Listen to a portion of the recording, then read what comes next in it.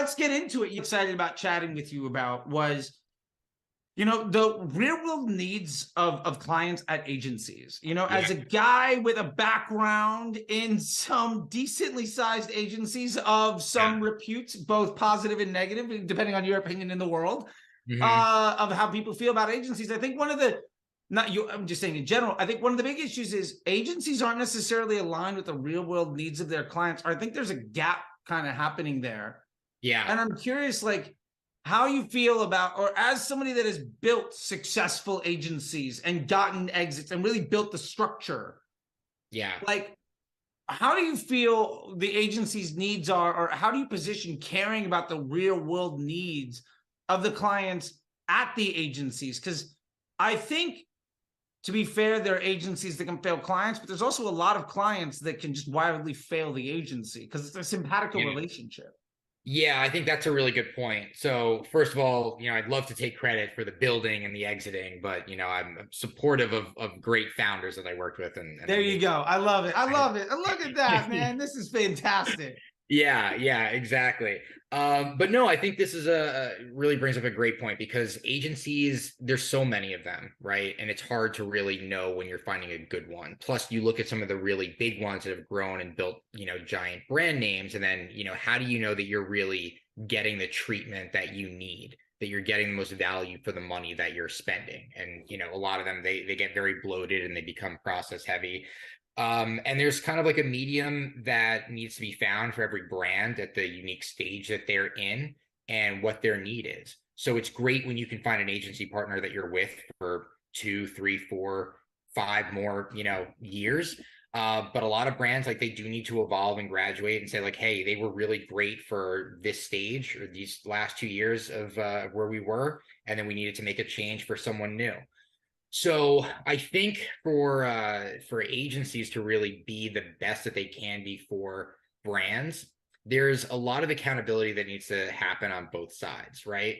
So the brand has to make sure that they've got strong management that's managing the agency, asking the right questions, has someone that's dedicated and has knowledge in terms of what they're doing. And then there also has to be really good expectations that are set when you're making that agency decision. What do we need help with? How much do I actually need the agency to take over? And how much do we want to have in control? And then there's some gray area in terms of where do we want to be collaborative as well? Or do we have another vendor, let's say a creative agency and you're the media agency, and how do we want that relationship not only to collaborate, but to be really, symbiotic as well? Everything has to work really nicely. So there's an accountability piece in terms of the client really managing the agency, and vice versa, managing the client. Like you called out, clients can be difficult too. But I think for a really great agency, especially in the performance marketing space, which is where I come from, where everything is about results, got to be ahead of the curve, right? You can't just find a product that works and you're okay, great, this has been really successful this year and the previous year. You have to adopt technology. You have to make sure that you're evolving at the same rate that the creative messaging is evolving, that all the social media platforms are evolving. Where's the younger generation going? Where are all the impressions and eyeballs shifting to? So there's got to be really strategic leadership and a lot of innovation on the agency side, I think, to really, create and continue to evolve the best possible product for their clients. Yeah, no, I totally agree. And it's funny you're talking about, there is something I saw today that I feel I want clients to know that the people that work at agencies are also aware of sometimes this lack of symbiosis. As a former supervisor at Omnicom of Resolution Media, there's an organized walkout, because the average pay is $50K and the CEO makes $20 million a year. I saw that on oh my God, what's that Instagram account? Chadvertising. Oh yeah, Chadvertising. Love Chadvertising and Baller Busters. Two of my favorite advertising. The Baller Busters. I don't know if you've seen that one. I haven't seen that one, but I follow digital advertising a lot. I saw the no, advertising is excellent. Yeah, Shout out to advertising, not a sponsor. Check them out. Right. And then Baller Busters is great too, because they just take all the like hacky gurus and they're just like, oh, by the way, and then like it's like if you think the person on the sales call is not legitimate, go to Baller Busters, and if they're mentioned, 100% not legit. Okay. But yeah, and I just shared a video on my channel about how I used to spend $1 million a day. Yeah. At a 20% commission. And I made 75K a year. Yeah. And that would make $1 million a week profit. Mm-hmm.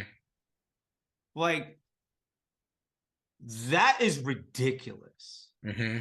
And I just want people out there to know that, like, people at agencies are aware of when that's happening. And I think it's also good to know that, like, people not every, like, I think some folks have an opinion of the agency world. And I want people to know they're not all bad.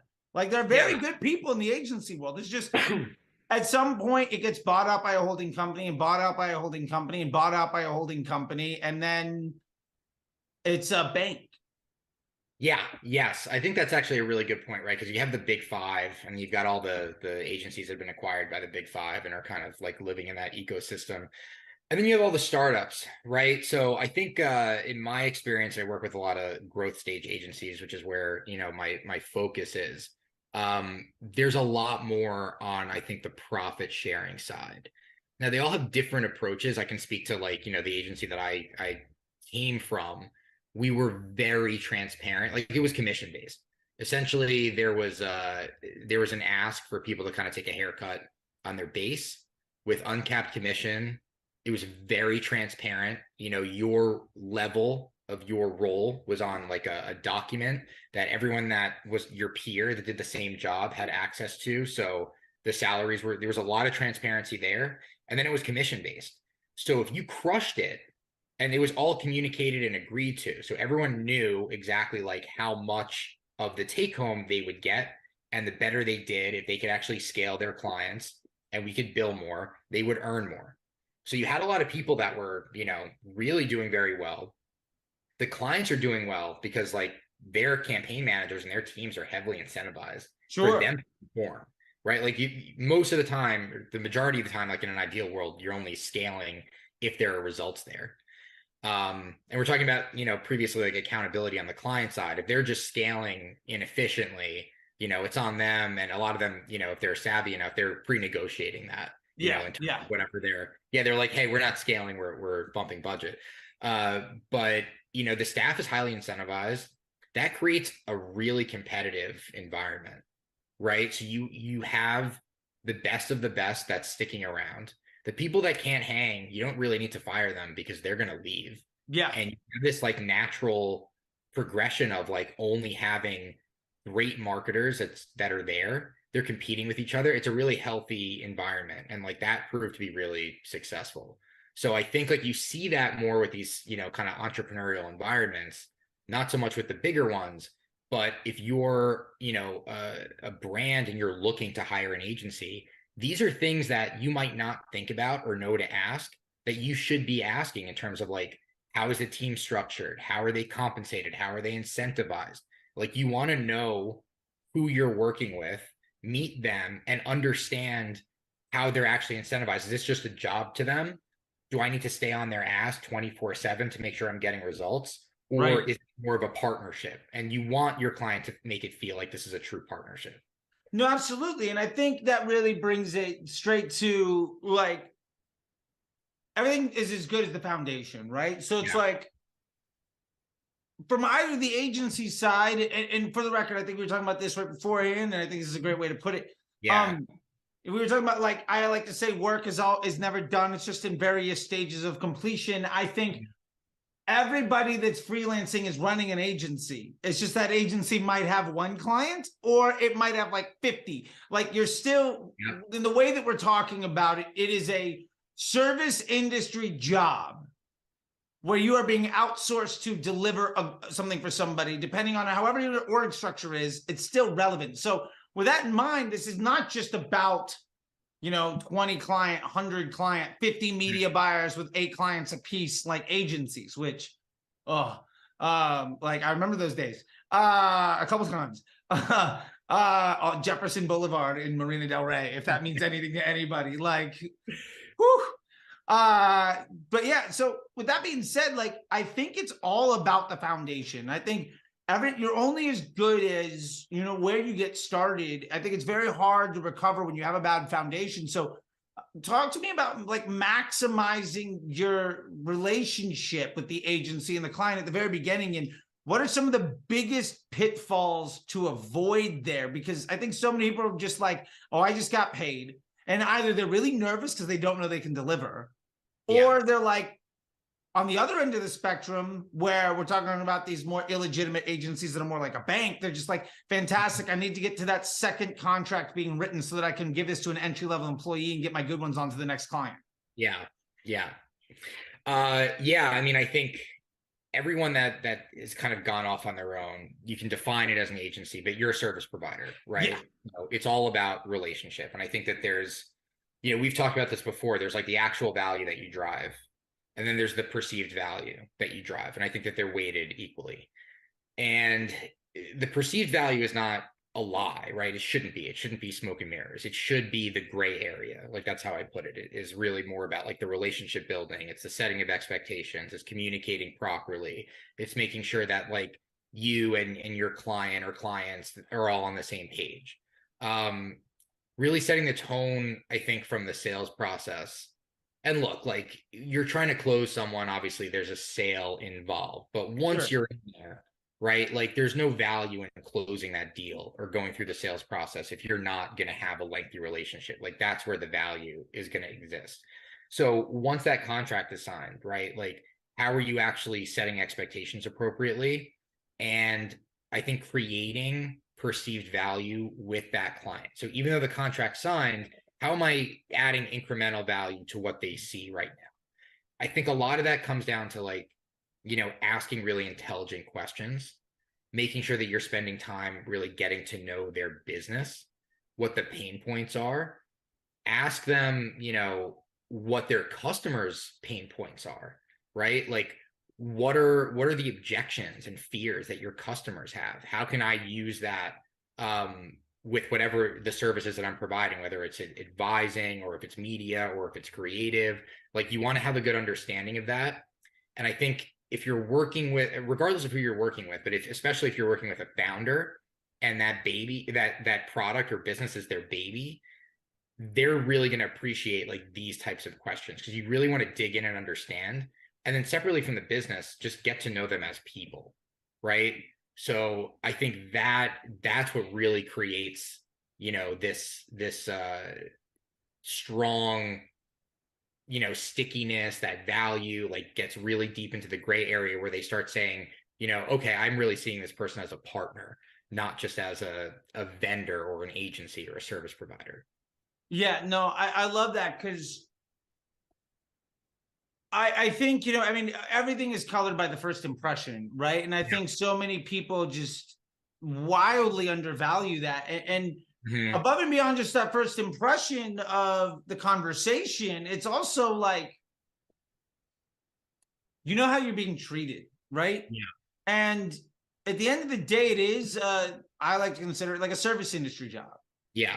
Right? Like, I think, and what's odd is that in it being a service industry job, the best people at the gig of actually doing the work aren't necessarily the best people to like talk to clients and be the onboarding. And there's always sort of, sometimes you have the client manager and your org structure can handle that, because like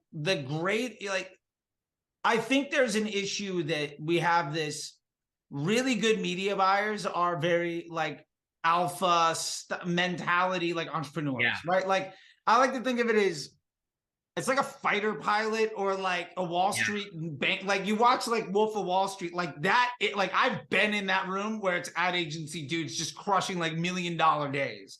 Like, and it's just like, the people that are really good, and then the people that are really nice, and the people that are really nice tend to do bad work and keep the clients for a lot longer. And the people that are really good tend to leave the agency and start their own thing. And like there's that whole ecosystem of that. I don't know if the people that are really nice keep the clients always for longer, but I've seen them, they keep clients for a lot longer than they should have. I'll take that. Yeah. People stick around for a lot longer than they probably should have been there. 100%. Yeah. They can work in recovery or like the loss prevention department, basically. Is to give you like the really nice person. I remember there's a couple, like I was at a spot where these two girls were fantastic at it. Yeah. And it's not, I think men and women can both be great at this, but you could give any client to one of these two women that was like 10 days and they were gone, and they would stick around for another 6 months, even though it was terrible, even though like there's absolutely no reason they should be there. And 100%. That's all relationships, right? And 100%. Like, you're right. I think, I think that's a good way to describe like who you're going to see on the media side at an agency. You're going to see like, I don't know, the digital chads that are just going to come in and just crush and destroy, and they're gurus and they're growth hackers, and the performance will be there. And they're definitely the more innovative folks, a little bit more entrepreneurial.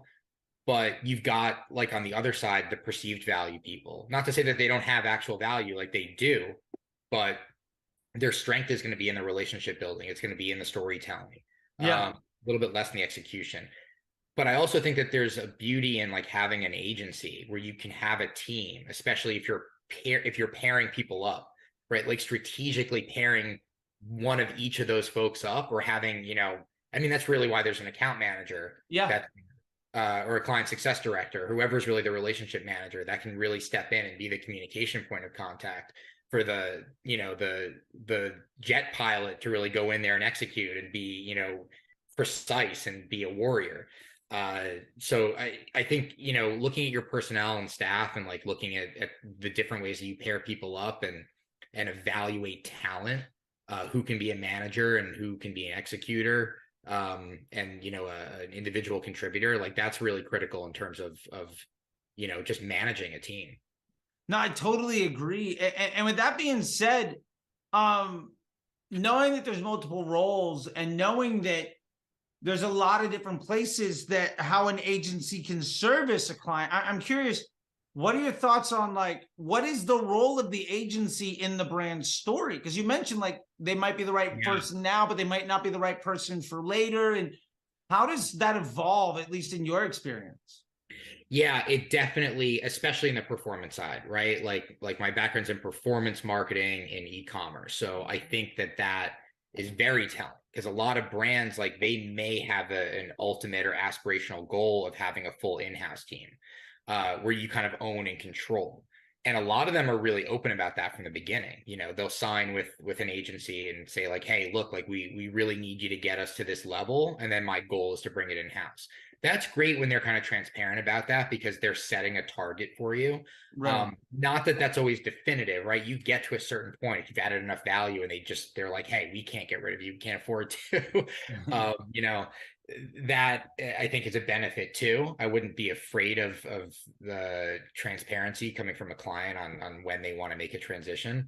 But when they're growing, like let's say you're working with a smaller brand and they're kind of like at the early stage of their launch, like all of this fluffy process stuff is it's really not that important.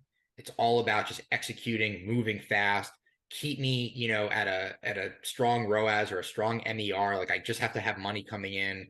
I need to get to this level. And like you can have a really critical part in like that first leg of the race, if it's a marathon, and then, you kind of need to evolve. So I think for a larger agency, like, you can have a critical piece of their story by saying like, hey, you're coming in, this is your spend level. We're only going to do 2 channels. You're going to get 2 people on this team and we're paying this much. And you get to a point where you're like, okay, well, we need to start adding services. We need to start expanding from just our top of funnel marketing and like ramp up on the Google side. We need to start ramping up shopping. We need to actually upgrade you to Shopify, 2.0.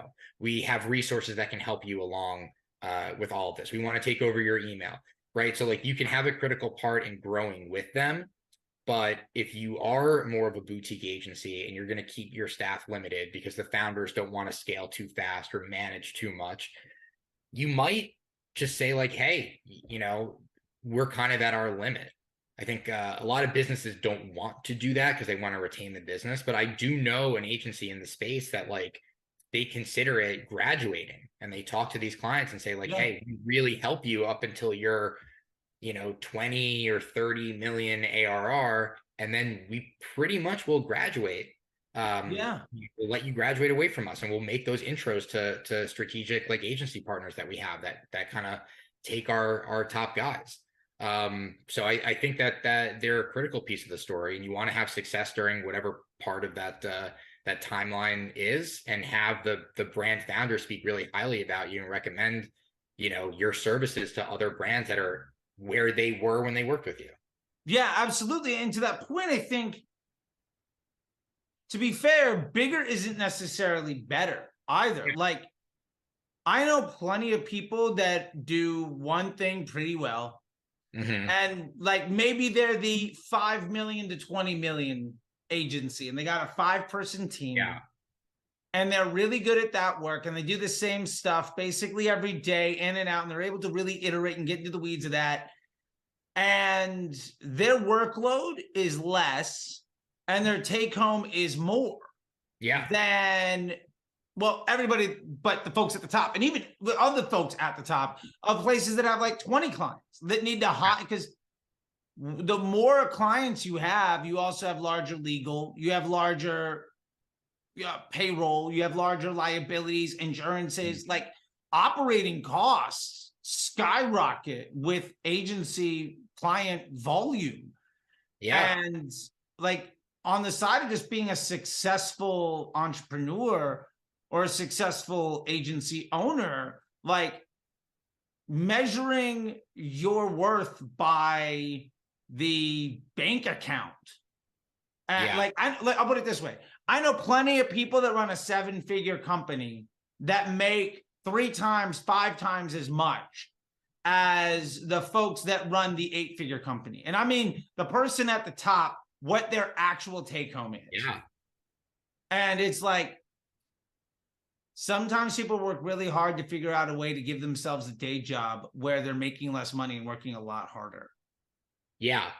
I feel like I have the benefit of knowing a lot of entrepreneurs. From working for 2 very successful entrepreneurs that went through an exit, and through that network, and kind of just through the businesses that I've worked with, which is great. And I know small ones, I know large ones that have exited, some that have been in business for literally 4 decades, and are still running everything and made all the money in the world. None of them are the same, right? Yeah. Like, they have different needs in their life. I know one that like really looks at an exit and a huge payday as like the measure of success, and I know some that really just want to have like something that's small and controllable that they can run for many years, make a lot of money, and just kind of enjoy what they're doing. Yeah, I mean, if you can build yourself I know some folks that have built themselves a playground. Yeah. Then they show up to work at like 10 something. They leave around 3 or 4. They're there 4 or 5 days a week, and they're balling.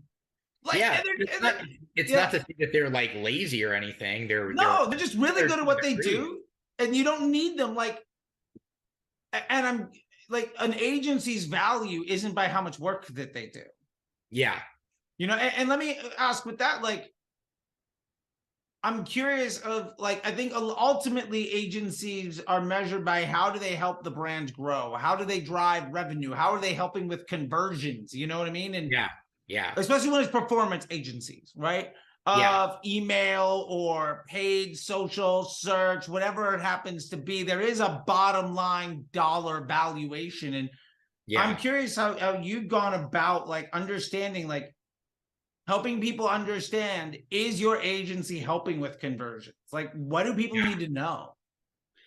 I mean, the performance side, you have to help with conversion. Otherwise, that's your role. I mean, that's the whole job. Absolutely. Yeah. But there are other places that are creative shops and web design agencies, and it can be a little bit murkier on how things are done. And you know what, that's actually really interesting. I think when you get out of like the performance, like media side, right? Or like, you know, full service agency that does everything or almost everything that they need to run your whole store and actually deliver results. But I've been, you know, I talked to a lot of different agencies, and I've been talking to some creative ones as well. And I met with one today that does like really great production. They work with brands that are kind of at a minimum. I think they told me was 50 mil in ARR. So they're doing like big productions, but they're one-time, you know, contracts. They don't have a lot of recurring. They don't have a lot of other value in terms of going a little bit further down the funnel. They're very focused on like the one thing that they're good at, which I respect. I tell, you know, every service provider that I work with, like, don't run away from your core offering. Like, keep your identity, keep your DNA at the root of your entire service as it evolves. But I think there was a big opportunity for them to really say, like, okay, we're really crushing it on this top of funnel piece, but how do we supplement it with like everything that comes afterwards, all of the DR stuff, building out campaigns? Why aren't they doing landing pages that match like the top of funnel campaigns that they're developing and producing? Why don't they have static images that are coming with that? Why don't they have templated, you know, DR ads for TikTok, for Instagram, that are going to cut their 2-minute spot down into like 30, 15, 10-second videos? They don't have the media background, and I think that was a missing piece of like strategic partnerships with media buyers. You know, how can you work, like I was saying before, really collaborating with another agency that has that expertise and say, hey, we're really good at like the top part of this. We can execute on the bottom part of it, but we need some strategic direction. You've got that relationship there, or you're willing to work with the client's, you know, performance side.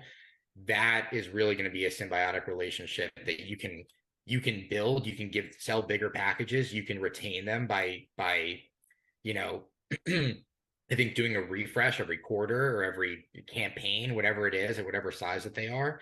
And it opens you up not just for clients that are already spending at that much, but you've got like the growth stage clients that are like not at that $50 million stage yet, but they are getting there, and you can get them in because you offer all the DR stuff. So I think there's definitely a big evolution, or maybe evolution is the wrong word, but like opportunity to evolve the service and grow it to add, you know, more strategic value. Yeah, no, I definitely think so. And I think where I've noticed some of the biggest issues for instance, performance marketers is just in that I think there becomes this huge conflict of what defines success, and ultimately how people are ultimately getting rewarded for the work that they're doing. You know, it's which I think goes down the rabbit hole of attribution and all sorts of stuff like that. And I think I've always taken the role of, one of the things that I did early on that was really helpful, that I kind of just got into the space because I was put into a room to. So back in the day, I was senior ad ops at a place called Hyphen, which was one of the, became part of the Nexstar Media Group, and I was there through a couple buyouts, right? It was wild, just their growth, because they had, you know, we had good clients. And one of the things that I did was I was known as like the guy that could take money from Criteo. And what I did was I built out this doc that I still use today called the Ecosystem ROAS doc. And it was literally sit there to measure incremental lift, like at a glance in a spot. And I would just say, all right, every agency, we're going to have all of our agencies. You have all of your in-house teams, whatever. We're all going to put our performance into a doc. And we're going to see, like, when we invest more in one place, what happens? Like, let's get better our investment portfolio. Yeah. And I think in 1 year, I probably pulled 50 million in billable from Criteo, from like, wow, just showing that what they did didn't actually produce any result. Yeah. And what we were able to do is say, well, just give us that money. And then, hey, look, this number went up by more. And so we were really able to prove the bottom line change. And I think that was how we at least went about it. Yeah. Yeah. I realized that I missed the answering the question on measuring success when I went down the rabbit hole with the creative agency example. But the point there, I think, was to, if you can develop like the DR side, sticking with that example, you can measure the success of what you're, sending back to them. So with creative, it's like, all right, well, how is this actually impacting your business? It's not just the cost of the production and our margin, but is this actually adding value? Did it drive conversion? Does the media team actually agree with that? Did they think that we were a good partner to work with in terms of giving them creative that they actually want and can use versus just dumping assets on them that, isn't built for success? So I think with your example, like obviously pulling and visualizing results, looking at, what you were doing previously, like how do we compare to your previous agency? How do we compare year over year, week over week, campaign over campaign? The new creative assets that we rolled in versus the previous ones. Are we constantly A/B testing? Are we establishing controls and then testing against those controls to always show incremental lift? Oh man, now you're talking crazy. You're talking about the things that get me banned on Twitter for saying, like, I love it. Yeah. So, I mean, I think obviously communicating just any type of measurable success that proves out value. That's the actual value, moving away from like the perceived value part of the relationship. Sure. I love that. And I think part of that is about their experience, right? So like, I think part of it is understanding how to create a memorable customer experience for the clients of the agency. And I mean, I was always able to say to people like, dotted line, bottom line, this will make you more money. This is a waste. And I looked at it as an investment banker. One guy said one time, he's like, you're just like a VC helping our CMO. And I'm like, I am your CMO. And they didn't like the fact that I said that on the call, but whatever. I was doing a good job. Their CMO was lazy as hell. Okay. That's fine. He was on his month 17 of his 20-month stay that every CMO has. And like, he was already taking job interviews, I think, at that point. So whatever. But yeah, like, what do you like to do, or what have you seen done well that helps these service providers and agencies create that memorable customer experience that stands above and beyond just the execution? Because the execution is a commodity. Yeah. Yeah. So I always told my team, I know this is what the masterclass is all about, is like step one after the contract is signed is the onboarding process. And I see a lot of agencies that just do the basics. And for the most part, that's fine, right? Like the purpose of onboarding is to say like, okay, this is what you purchased. This is what we need to get moving. We got everything. Give me access to everything. Give me your assets and we'll set up a Slack channel and, we need your goals and here we go. But what makes it memorable, I think, is like if you really extrapolate on that and you go beyond just the basics and you dive into the gray area and you keep all of the perceived value at the forefront of that process, you're creating a good experience.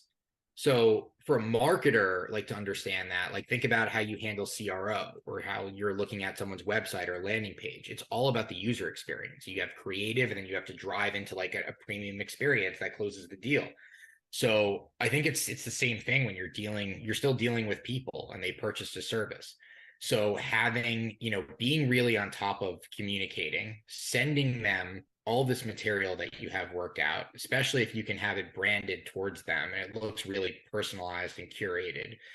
I mentioned earlier, asking really intelligent questions. So don't just ask for, access to Facebook and Google and like a creative folder, but asking really deep questions on what's your origin story? How did you found the business? Why did you create this business? What problem did it solve for you? Even the objections, I think I mentioned earlier, is like, what are the fears and objections that your customers have and how do you tackle that?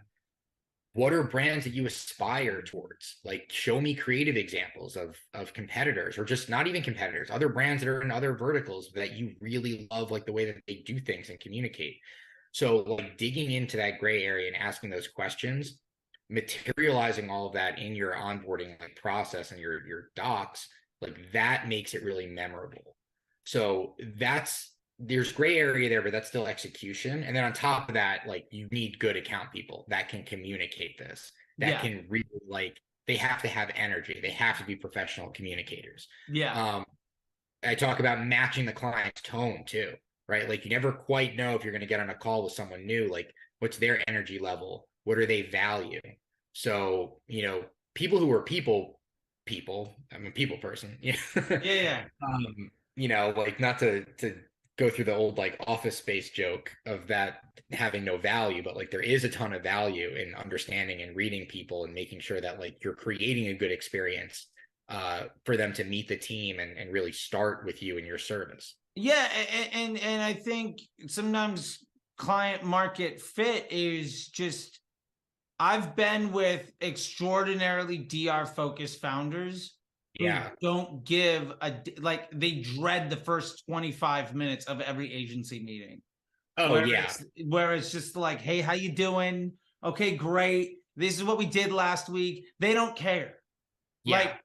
And to be fair, like those are my favorite kinds of people because they're just like, dude, let's just go make some money. Cool, we're done. 5 minutes, great. What do you need from me? Done. Like if you can set a timer for 15 minutes and you're done. Like I had a boss, his name was Jason Hansen, who taught me a lot. And he literally would put a timer on the wall for 15 minutes. And I had 15 minutes to get that client off the phone. And like, that was like how I was trained. It was just like, and Lord knows I could talk. So he's like, all right, Charlie, you need to get them stoked and off the phone in 15 minutes. We're booking an hour-long call. You need to give them 45 minutes back and get them to spend more money next month. That's it. Get off the phone. And those were we found the right people. I was the right guy for that. But like, and those people loved it because they had all the flowers and, rainbows and all the other nonsense that you're wasting everybody's time. Yeah, that's actually interesting that your boss kept it like that was the rule. Which I loved because he did that for me. 8 other people in the office didn't do it, but for me, he's like, okay, that's really funny. No, because he gave me specific clients. Like he gave me like one on my team that I wish I gave that rule to. Like at the time I was doing Joybird and Progressive Insurance and Disney and like Starbucks. And they were like, these people don't care. Give them the money, get off the phone. And like, it was some other like probably borderline spectrum nerd on the other side. And all I had to do was make him look good to his boss who wrote a bigger check. And then that was my job. Oh, yeah. Yeah. Look, I mean, think about the difference in the clientele, right? You're talking about businesses where you're not dealing with founders. You're dealing with like someone that just has a job there. It's the marketing manager, director, or maybe the VP is there for like just the first onboarding and then disappears until the QBR. In that case, I mean, it's got to be business, and all you're really trying to do is you're going to connect with those people, but separately, right? Like how do we get them out to dinner? Get them drunk and then start to develop all of that fun stuff. But on like the founder entrepreneur side, I think more often than not, like we really get them talking with those questions, like really ask them, I love that. What was the origin story and why did you start the business, and tell us, like we really want to know. And it sounds like a date. Hey, you're dating them, like where'd you come from, blah blah blah, right? And if you can remember those things on the second date, it's gonna probably end up in a third. It's not that we didn't have the technical founders. We definitely ran into people that were just like, hey, I already run, like I'm the founder, but I've been running the media and I'm like in the weeds and I'm going to be in the numbers every day. And like, they get in there. That's a tougher nut to crack, but that's where the value of like your account manager comes in. They have to know really well what switches in their own brain to pull when dealing with this kind of person. Like what am I going to spend more time on? What am I going to spend less time on? Is this person really going to value an efficient call? Can I give them 30 minutes of the 60 back? Like if I can do that, then great. And I did find that like those people typically would fill out their onboarding document with a lot more detail. So you could wrap up the call a lot earlier because they've handed you everything that you need. Yeah, I love it. I think that just goes to show just how there is a fit to the clients and the agencies. Although I sadly, I see a lot of folks say, well, the fit isn't about is about the strategy. And I don't think it has anything to do with the strategy. I think it has to do with the people, right? Yeah. Because the strategy is a commodity. Like, I think the strategist in the paid social space or paid search, like, yes, that's good, but that person exists 12 times under every roof. With that being said, like, we've talked about a lot of things, but what about those founders that have come in? Like, I've seen a lot of people barking up this tree, and to be fair, I don't think it's necessarily completely wrong in that, like, the future of the ad agencies and marketing is we're going to see a lot less of them. I'm curious how you think about that, because I mean, I have my own perspective, but I'd love to know what you think about it. Yeah, I think it's a great question. It's really funny. I just wrote a LinkedIn post for myself on exactly that today. All right, well done. I didn't see it. I promise. This is good. No, I did see it. I'm right on top. No. I haven't posted it yet. I just. Well, then never mind. I'm over your shoulder, right? Like back there. Yeah. I mean, yeah. It's going to be a bigger struggle. You've got technology. That's not just AI. Everyone's just focused on AI. But I think that you've got a lot of new tech partners in the space that agencies don't necessarily know how to integrate into their service. Mm-hmm. I talk to agencies all the time about strategic partnerships with other vendors and other service providers, especially for things that you don't offer, are really important. But ultimately, they're there not just as a value add, but as a referral partner. Yeah. So I meet with a lot of agencies and they're like, yeah, we're partnered with Shopify apps, with Klaviyo, whoever, as a referral partner. But like, there's these tech platforms, there's all these SaaS companies that are coming out that can allow agencies to develop services that don't require dev work, that don't require full teams and millions of dollars in investment or $100,000 in investment. And I don't think they know enough about how to like change their service to be more valuable and be more unique and say, hey, I can actually create a publishing site and create like a whole new environment and offering for my brands that other agencies don't have in-house, or native content creation, or some type of, I don't know, utilizing in my CRO platform, new shoppable videos on site where there's a couple, cool new shoppable that are doing that. So I think that's one piece in terms of staying ahead of the curve, because the agencies that are just going to do the standard, hey, we do media buying and strategy, however you define it, and creative, like that's all just going to be the status quo. And then on top of that, you've got the AI threat and you have automation threats. So agencies the threat of AI is obviously like, you can be more efficient, which means you probably don't need to be as highly staffed. Yeah. It's just a reality. But I think like the agencies, if they really want to survive, you're going to need to move faster and be more efficient and learn all the AI tools now, and not look at them as like, oh, that's bullshit and you can't write copy as well as my copywriters. Like, no, use them. You can use them in a lower, smaller capacity, but like, I don't know, you have to have strategic innovation. You've got to have at least one person in your leadership team that's focused on that can say, we need to shift. We need to change our standard operating procedures, our offering, the way that we do things, so we can continue to evolve with all of the other outside factors that we have no control over. Yeah, because otherwise you have no USP. Yeah. Right. And I think I just dropped a video on this one too, just what it's like I'm referencing this thing because it's top of mind, but like, I think there's a ton of people that have commodity skills and they don't realize that they're basically, I think if you have a client or you have a job where you basically show up and do the work, that's more or less kind of a handout. Like somebody else did all the work to set that up, but you're also ultimately immediately replaceable. You're not worth more. Mm-hmm. And if you're not bringing undeniable value by combining some unique something, then why do I care? Right. And as soon as anything goes wrong, I can blame you and go off to the next guy. And so with that being said, I'm curious, like, when do you think working with an agency is the right place? Like sort of that relationship, when does it work best? And when do you need it? Because I think like there is a revolution happening through here with this self-service. I mean, Facebook, go broad, you're done. You can use ChatGPT, you're kind of done, right? Like I would argue don't use Midjourney, but you can like use creatives.io and like Canva, and like, man, I just eliminated 3 partners. Yeah. You know what I mean? So when do you feel like agencies, when does it work best to bring somebody on, or what type of agency to bring on might be a better way of living it? Yeah, I mean, I think, of course you have to look at the resources in your own organization. Like, I want to do whatever it is. If it's media or anything else that any other service provider offers, be shipping and fulfillment, right? Most brands don't own their own warehouses. But like, what resources do you not have that you need, that you have to outsource? Yeah. How much of their services do you actually need? Did you try and do it internally and fail at it? And then I think it's not just identifying I need to hire an agency, but identifying the right agency partner.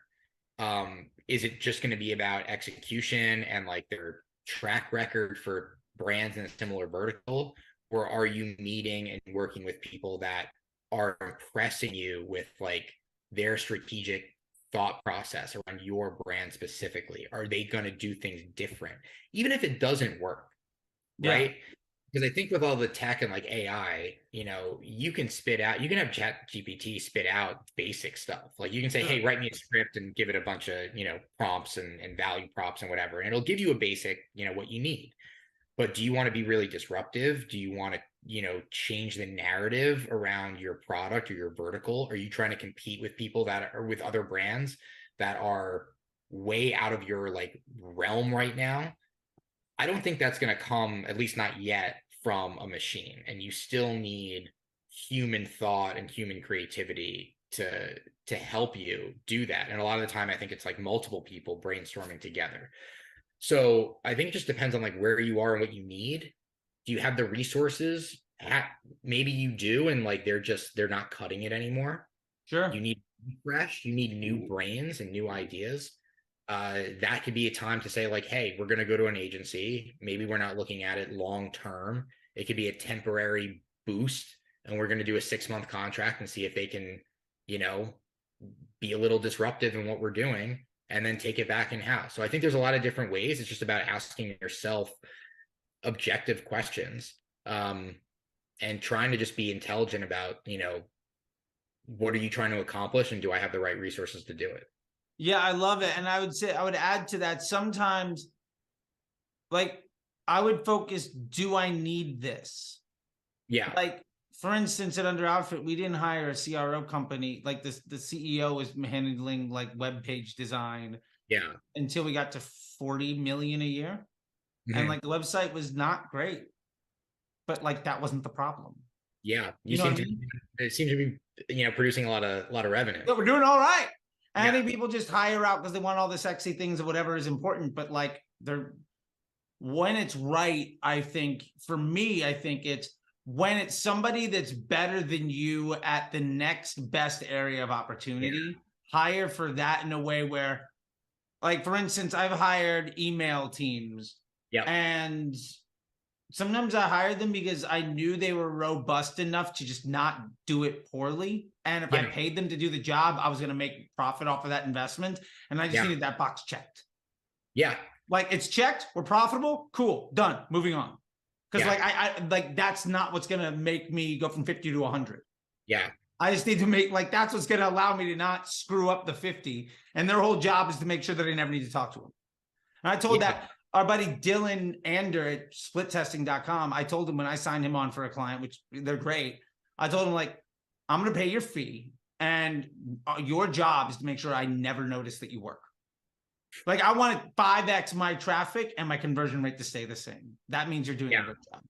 Yeah. And like, that was the relationship. I'm curious with this because it is all about the relationship, and it's all about like setting that foundation and that expectation, and also finding the right one and selling yourself. So really, I think this comes back around to something that you and I are working on, which I'm excited about, which is building that perfect like onboarding system, because part of it is making sure that even in the sales call, they understand what's going on.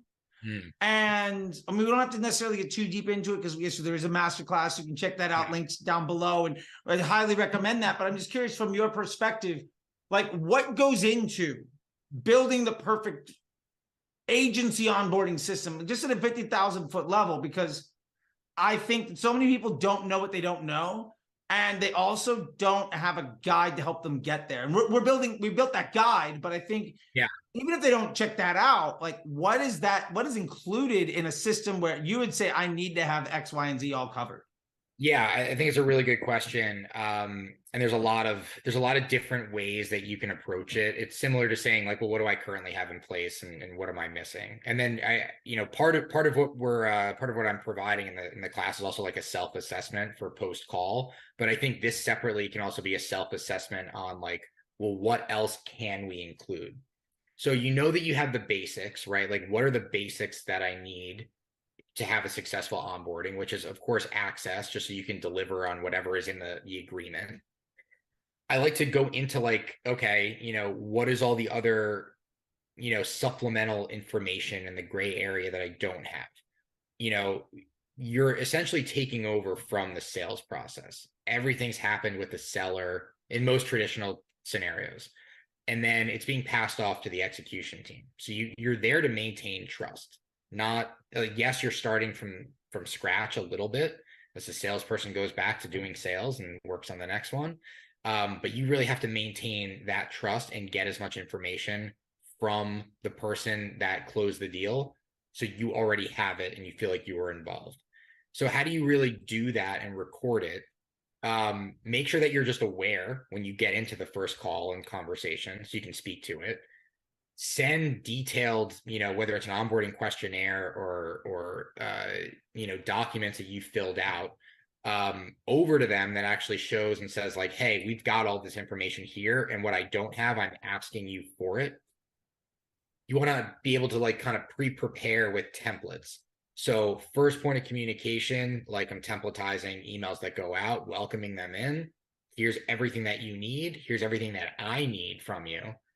Making sure that like, the call is not scripted, but you have a good outline that carries it through a story from start to finish. What do I really need from you? What do I want to get from you from the beginning? What are the goals that we're setting? How am I actually recording that? And then when are we going to revisit it? And then basically like everything else that you might need. Yeah. Plus the follow-ups, right? Like the intros to the team, making sure that everyone knows like, who's who, the expectations that you're setting. I think aside from just expectations, but like boundaries that you're going to set as a service provider, like that should be as part of like, it's got like a sub bullet of expectations. Yeah. That 8 p.m. Friday email. When is that going to get answered? Yeah. I mean, preferred communication too. It's like, hey, this is how we're going to do it. We're going to do it on Slack. Is that cool with you? 99% of the time it is. Sometimes it's not. And if it's not, like, let's talk about that. How are we going to communicate in the most efficient and effective way? Right. So there's just expectations and when will I answer? And, knowing to acknowledge a question if you don't have time to respond to it right away. That's not really part of onboarding, but just like general, client service. I don't know, just like a best practice in communication. Yeah. And then I think just like the follow-ups, right? Like when you finish the first process, like the self-assessment, ask yourself, how did it go? What were they like? Who are the players on their side and what are their roles? Who's going to be difficult? Who's not? Who's lacking certain knowledge that we're going to need to educate and nurture maybe? Who's really an expert in certain areas where like I may not want to step toe to toe with them here because I'm gonna, even if I'm right, gonna lose that argument every time. Yeah. And educating the rest of the team on that. And then, I think just the final follow-ups of like, it's not just that onboarding call, but like, what does the first month look like? Yeah. What does the first term of the contract look like? Yeah. And what are our deliverables? So having all that stuff ready, templatized, able to not just like a straight template, but like a modular template, so you can really, adjust it based on the client's need. Yeah, and I'm super excited about what we have inside the masterclass because it's going to have all of that together. So it's sort of a like overview of all of those things in a much deeper depth with like guidelines for everything there. And I know we got to get going in a second. I just want to say that I love the idea here that the perfect onboarding sets up the successful first term, because it's about the relationship and it's about getting that second check and making that relationship work. Because just as you think of an e-com business of that person coming back to buy again, like in the service business, it's do they renew, right? And yeah, 100%. Oh, one actually critical thing that I left out of my let's rant, do it. big thing. I think it's just speed, right? Yeah. Like we're just talking about, tech and automation, but how much can you automate? How many triggers can you set up? Like you want the process to be as frictionless as possible. Not everything can be automated or templatized, but as much as you can. I mean, it's not necessarily for the client outside of just like the speed factor, but it's more for your team, the efficiency of your team. Like you need your team that's servicing the client to not be underwater. The more you can automate for them, the easier their lives are, the happier they'll be, on the call. Yeah, no, I love it, man. Well, hey, dude, thank you so much. I really appreciate it. And yeah, like if you just want to make sure that anybody, if they want to get in touch with you, like how do they do that? How do they do that? Oh my God. Well, you can email me. First of all, thanks for having me. Sure. Yeah, so you can email me. My email is Jesse at DeBear Direct LLC. I'll put that down below. Yeah. We'll put that in there. You can find me on LinkedIn. I do some posting there. You can find me on Mentor Pass. You can find me, around the interwebs. So I love it. Yeah, check me out. I'm working. I'm my consulting business is still somewhat fresh, so I'll get a website to everyone as soon as I have it. But definitely feel free to email me. I'm in a lot of the kind of like the D2C Slack community groups too. If you see me around at any type of kind of Shopify partner events. Love it, man. Well, thank you so much, dude. I'll let you go, and thank you so much, man. I really appreciate it. I'll talk to you later. All right, thanks, Charlie. Appreciate it. See you, buddy. All right.